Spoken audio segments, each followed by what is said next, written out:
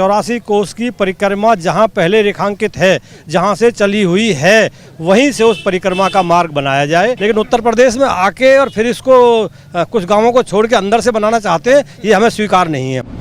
क्योंकि ये ब्रिज परिक्रमा जो है, इसमें तो विकास के जो एक तरफ तो कॉरिडोर बना रहे हैं, एक तरफ बने बनाए कॉरिडोर को डिस्टर्ब कर रहे हैं।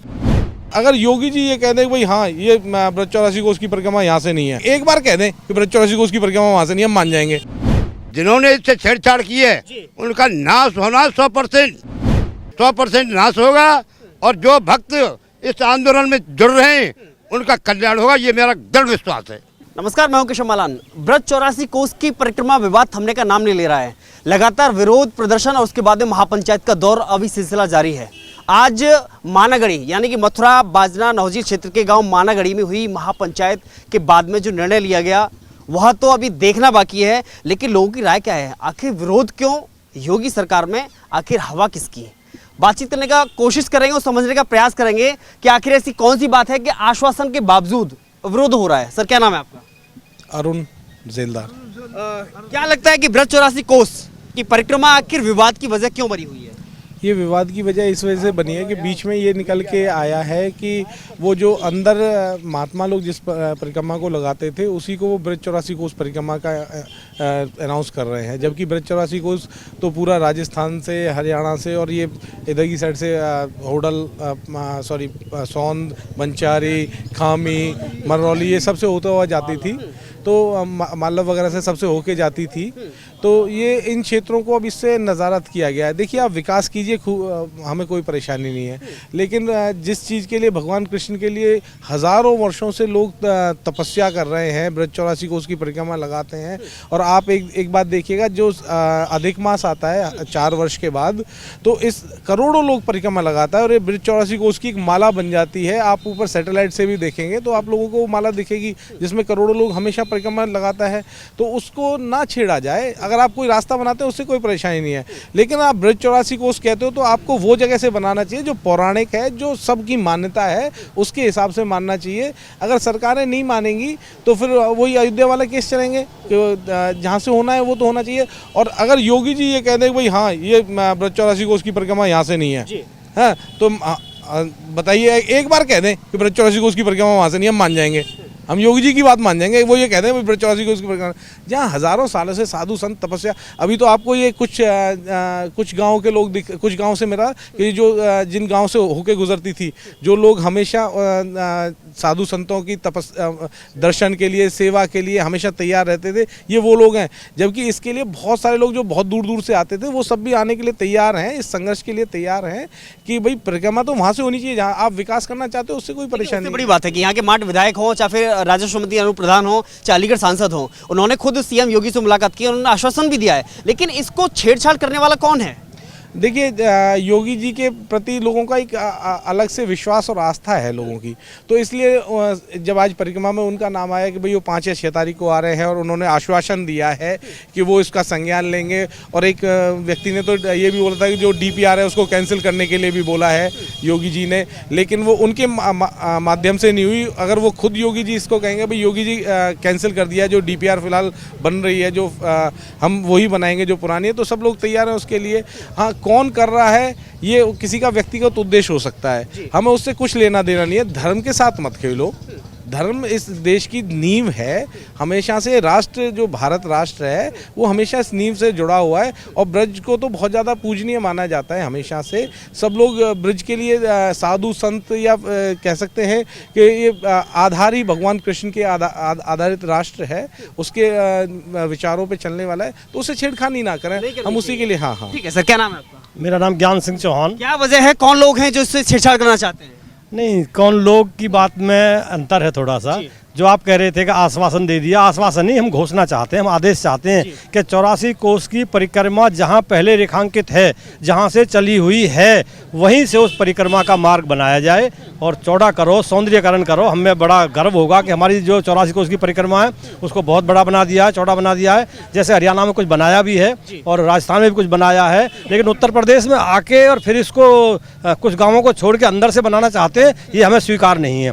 हरियाणा हो, राजस्थान हो, चाहे चाहे उत्तर प्रदेश हो, जहाँ से ये परिक्रमा मार्ग है, हम चाहते हैं ये वहीं से पक्का बने, वहीं से इसका सौंदर्यीकरण हो। योगी खुद भगवाधारी संत हैं और सनातनी हैं।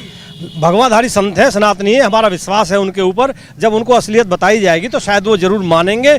लेकिन हम देहात में एक कहावत है कि कौड़ी में आ जा जब जाने, जब हम वो घोषणा कर देंगे कि हाँ यही मार्ग बनेगा तो हम जय जयकार करेंगे। लेकिन योगी पे भरोसा है तो विश्वास डगमगा कहाँ रहा है? विश्वास ये डगमगा रहा है कि अभी उनको जो पता नहीं उनके चापलूस हैं या उनको अधिकारीगण बता नहीं रहे हैं, उनको अभी साफ तस्वीर उनके सामने शायद नहीं है।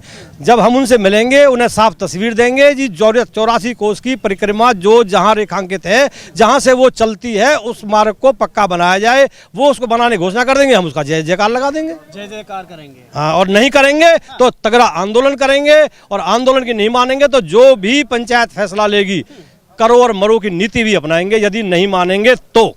अगर आस्था से खिलवाड़ हुआ तो विरोध करेंगे। हाँ, उदयवीर प्रधान बंशियारी जी। बिल्कुल। ये असलियत में क्या है, ये जो प्लान है वो तो सेंट्रल गवर्नमेंट का है, इसको पैसे को छीनने के लिए, लूटने के लिए। क्योंकि ये ब्रिज पर कमरा जो है, इसमें तो विकास के जो एक तरफ तो कॉरिडोर बना रहे हैं, एक तरफ बने बनाए कॉरिडोर को डिस्टर्ब कर रहे हैं। इससे लोगों के जो है रोजगार पैदा होंगे, क्योंकि ये परिक्रमा खाली 13 मासिया में नहीं लगेगी। ये तो जैसे आजकल गोवर्धन की 12 मास लगती है, ऐसे 12 मास लगेगी, लोगों को इससे काम मिलेगा। तो इस काम को छीनने के लिए कुछ शरारती तत्व सरकार के भी होते हैं वो, और वो इसको डिस्टर्ब करना चाहते हैं, जिसके लिए महापंचायत हुई है। और महापंचायत अच्छी महापंचायत हुई है। ये जहां भी सरकार का विरोध करना पड़ेगा वहां विरोध करेंगे, डटकर विरोध। क्या नाम है आपका? रणधीर सिंह मानागढ़ी। कैसे आज घर बार काम धाम छोड़ के सब रोड पे आए हुए हैं? क्या बात? बिल्कुल रोड पर आए हुए हैं। हम कोई नई चीज़ नहीं मांग रहे हैं। हमने यहाँ क्षेत्र में जागृति पैदा की है। हमारी जो पुरानी धरोहर है, जो युगों से चली आ रही है, और जब हम यहाँ सेवा करते हैं, अब तक कोई विकास नहीं आया था इसका, तो भी हम सेवा करते थे। हमसे सेवा का काम छीना जा रहा है तो किस बात का है? हम अपने जो कृष्ण जी के भक्त थे उनकी सेवा करते थे, दवाई देते थे, खाना खिलाते थे, पानी पिलाते थे, सुलाते थे। अगर कोई दर्द हो गया तो उनके पैर दबाते थे। इतनी सेवा के बावजूद हमको ये फल दे रहे हैं, ये भगवान नहीं दे रहे हैं। मैं ये निश्चित कह रहा हूँ, जिन्होंने इससे छेड़छाड़ की है उनका नाश होना 100% नाश होगा। और जो भक्त इस आंदोलन में जुड़ रहे हैं उनका कल्याण होगा, ये मेरा दृढ़ विश्वास है। हमने कई इसी दरम्यान में कई घटनाएं ऐसी देख ली है कि भगवान हमारे साथ है, और जो छेड़छाड़ करे उनके साथ भगवान नहीं। पूरा है आपको? पूरा भरोसा भगवान पर है, हमको भरोसा है। योगी पर?